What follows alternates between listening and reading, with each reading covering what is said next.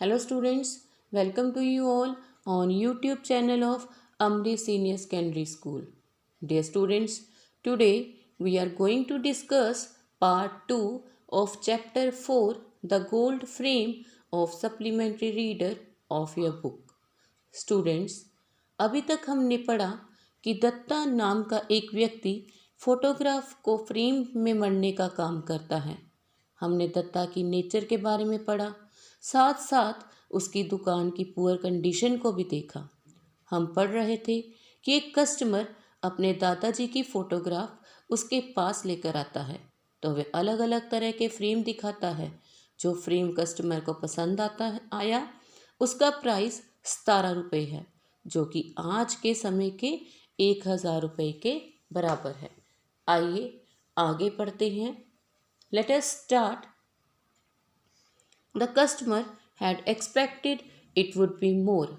ग्राहक ये उम्मीद करता था कि 17 रुपये से ज़्यादा पैसे वो मांगेगा। He pretended to be shocked all the same and try to bargain. लेकिन जिस तरह से एक कस्टमर की आदत होती है कि जो दुकानदार जो चीज़ दिखाता है, पसंद आने पर दुकानदार ने जो कीमत बताई, फिर भी ग्राहक क्या करता है, उसकी बार्गेनिंग करनी शुरू कर देता है। इसी तरह से ही उस ग्राहक ने क्या प्रिटेंड किया, क्या नाटक किया कि उसे पैसे बहुत ज़्यादा लगे हैं एंड ट्राई टू बार्गेन, और कीमत कम करने की कोशिश करनी शुरू कर दी।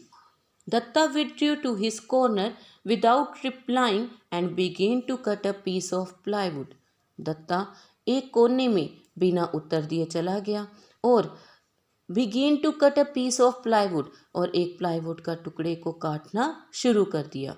The customer hung about uncertainly for some time and finally asked, "When will you have it ready?" ग्राहक कुछ समय तक अनसर्टनली अनिश्चित सा खड़ा रहा और फिर अंत में पूछता है, "When will you have it ready?" कि आप इसे किस समय तक तैयार कर देंगे। And barely heard the reply over the vibrating noise of the saw on the plywood. 2 weeks from today. Barely heard, बड़ी मुश्किल से सुन पाया। क्या? The reply, उत्तर जो दत्ता ने उसे दिया। Over the vibrating noise of the saw, किसकी आवाज़ आ रही थी? आरे की आवाज़ आ रही थी। ऑन द प्लाईवुड, प्लाईवुड को काटने के लिए जो आरा प्रयोग किया जाता है, उसकी वाइब्रेटिंग आवाज़ में ग्राहक बड़ी मुश्किल से सुन पाया। 2 weeks फ्रॉम टुडे, आज के 15 दिन बाद। यहाँ पर सा वर्ब के तौर पर प्रयोग नहीं किया गया, यहाँ पर इसे आरे के लिए प्रयोग किया गया है, वो आरा जो कि लकड़ी को काटने के काम आता है। Dutta had learnt by long experience that his customers never came punctually. Dutta अपने लंबे काम के एक्सपीरियंस से जान चुका था कि उसके ग्राहक कभी भी समय पर वापस नहीं आते। They came days in advance and went away disappointed, or came months later and some never turned up at all, and their pictures lay unclaimed in a box, gathering dust and feeding cockroaches and silver fish. वह अच्छे से जानता था कि कुछ दिन पहले ही आ जाते हैं और किस तरह से वापस चले जाते हैं, निराश होकर, क्योंकि उस समय तक उनका ऑर्डर तैयार नहीं किया होता था। और कुछ ग्राहक तो ऐसे होते थे जो कि कितने महीनों बाद आते थे, और कुछ इस टाइप के जो कि कभी वापस ही नहीं आए, और उनकी तस्वीरें अनक्लेम्ड इन अ बॉक्स, मतलब जिन पर कोई अपना हक नहीं जमाता, ऐसी तस्वीरें डिब्बे में ही पड़ी रह जाती थी। गैदरिंग डस्ट, धूल जमती रहती थी। फीडिंग कॉकरोचेस, उनके ऊपर कीड़े जो थे वो उन्हें खाते थे। एंड सिल्वर फिश, यहाँ पर सिल्वर फिश चांदी की मछली नहीं है, यहाँ पर एक कीड़े के लिए प्रयोग किया गया जिसका कलर सिल्वर होता है, जो कि पुराने कपड़ों या चीज़ों पर आ जाता है। Therefore, he made frames for those who came to him and visited him at least twice before he actually executed their orders. इसीलिए दत्ता किनके लिए फ्रेम बनाता था? जो उसके पास आते, कम से कम वो फ्रेम के बनने से पहले 2-3 बार उसके पास चक्कर लगा कर जाते। 10 days later, The tall, rustic looking man appeared and inquired, "Has the picture been framed?" 10 दिन के बाद एक लंबा सा रस्टिक लुकिंग क्या होता है, गांव के लोगों जैसी जिसकी लुक होती है, ऐसा आदमी उसके पास आया, इंक्वायर्ड और जांच पड़ताल करने लगा। Has the picture been framed? क्या तस्वीर को फ्रेम कर दिया गया है? I was passing by and thought I could collect if it was ready. मैं यहाँ से गुजर रहा था, मैंने सोचा कि अगर ये तस्वीर तैयार हो चुकी है तो मैं उसे ले जाता हूँ। Datta cast sideways look at him and continued with his work. Datta ने उसे साइड से देखा और अपने काम पर लगा रहा। I know I have come 4 days early, the customer green nervously. Customer घबराया हुआ बनावटी सी हंसी से बोला कि मैं जानता हूँ कि मैं 4 दिन पहले आ गया हूँ। Will it be ready by Tuesday? क्या ये मंगलवार तक तैयार हो जाएगी? यहाँ पर जो ग्राहक है अपना जोश दिखा रहा है उस तस्वीर के लिए, कितनी एक्साइटमेंट दिखा रहा है। Dutta merely nodded without shifting attention from a tiny nail which he was precise rhythmic stroke was driving into a frame, but sensed the man's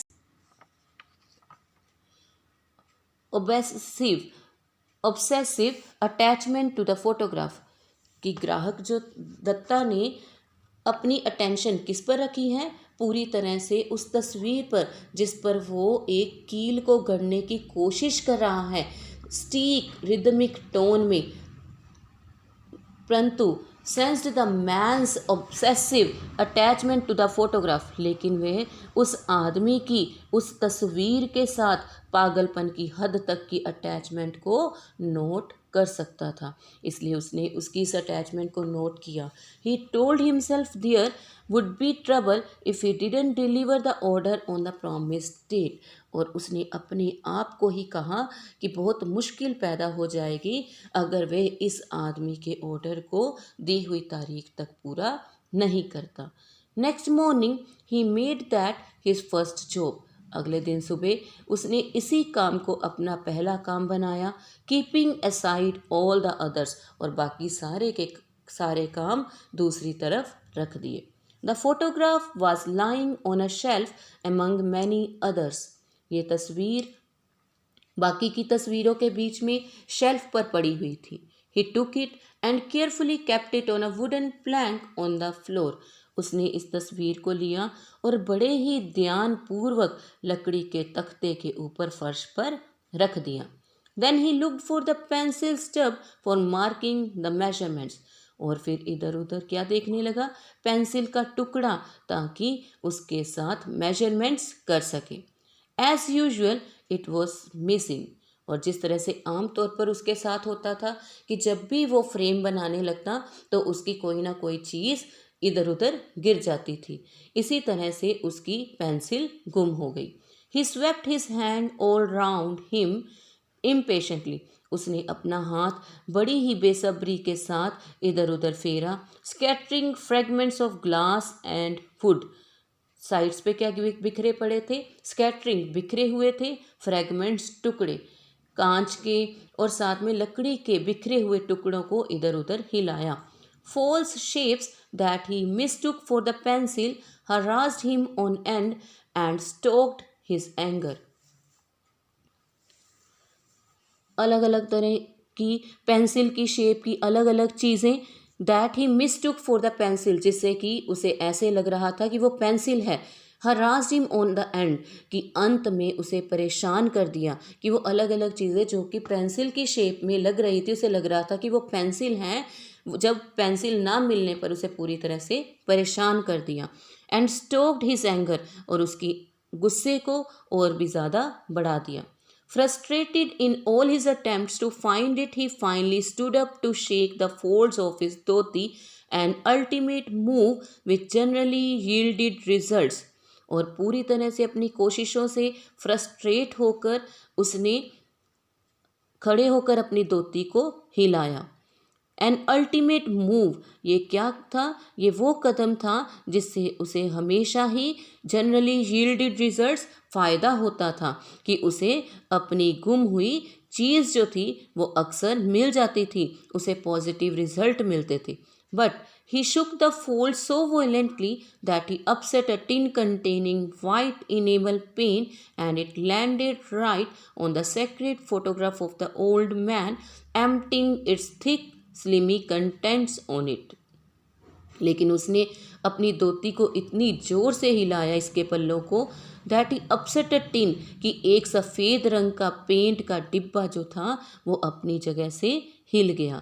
and it landed right on the secret photograph of the old man, और ये बूढ़े आदमी की पवित्र photograph पर गिर गया। Emptying it's thick slimy contents on it, और इसका जो थिक चमकीला पेंट था वो उस तस्वीर पर गिर गया। Datta stood transfixed and stared at the disaster at his feet as if he had suddenly lost all faculty of movement. Dutta बिना हिले जुले खड़ा रहा, स्तब्ध हो गया, हैरान हो गया, हक्का बक्का रह गया। And steered at the disaster at his feet, और अपने पैरों के पास ये जो घटना घटी थी उसे देखने लगा। As if he had suddenly lost all the faculty of movement, जैसे ऐसे लग रहा था जैसे कि अचानक ही उसके हिलने की जो कैपेबिलिटी थी वो पूरी तरह से रुक गई हो। He couldn't bring himself even to avert his eyes from the horror which he seemed to be cruelly forced to view. He couldn't bring himself even to avert, कि वो अपनी नज़र को बिल्कुल भी दूर नहीं कर पा रहा था। किससे? जैसे कि उसकी आंखें एक भयानक दृश्य को देखने के लिए मजबूर हो गई थी। Then his spectacles, clouded with perspiration and helpfully screened his vision. और फिर इतने में उसका पसीना घबराहट के मारे क्या था, पूरे चेहरे पर पसीना आ चुका था। उसकी ऐनक जो थी उस पर क्लाउड्स, बादल जो थे बादलों की तरह धुंधलापन छा गया, और इस तरह से उसके ऊपर इसकी एक परत जम गई जिसके कारण नज़र आना धुंधला हो गया। When at last he fully recovered his senses, he set about rescuing the picture in such a desperate hurry that he made a worse mess of it. और जब वो अपने होश में पूरी तरह से आया, उसने he set about rescuing the picture, उसने उस तस्वीर को बचाने की कोशिश की। कैसे कोशिश की? In such a desperate hurry, कि इस तरह से निराशा भरी हड़बड़ी में that he made a worse mess of it, कि उसने इस तस्वीर को और भी ज़्यादा खराब कर दिया। He rubbed the picture so hard with a cloth that he peeled off thin strips of filmy coating from its surface, उसने एक कपड़े के साथ इस तस्वीर को इतनी जोर से रगड़ा कि इसके ऊपर की फिल्मी परत को भी छील दिया। Before he realized what he had done, half the old man's face and nearly all of his turban were gone. इससे पहले कि वो ये रियलाइज़ कर पाता कि उसने क्या किया है, उस बूढ़े आदमी का आधा चेहरा और उसकी पगड़ी वो आधे जा चुके थे।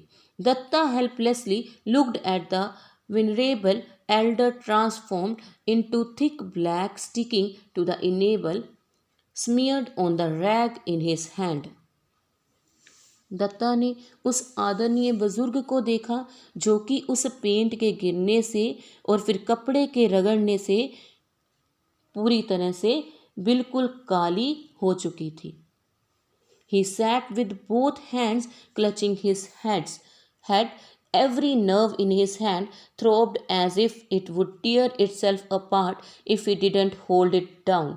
कि उसने अपने सिर को अपने दोनों हाथों के बीच में दबोच लिया। Every nerve in his head throbbed, उसके दिमाग की हर नाड़ी जो थी वो धड़कने लगी।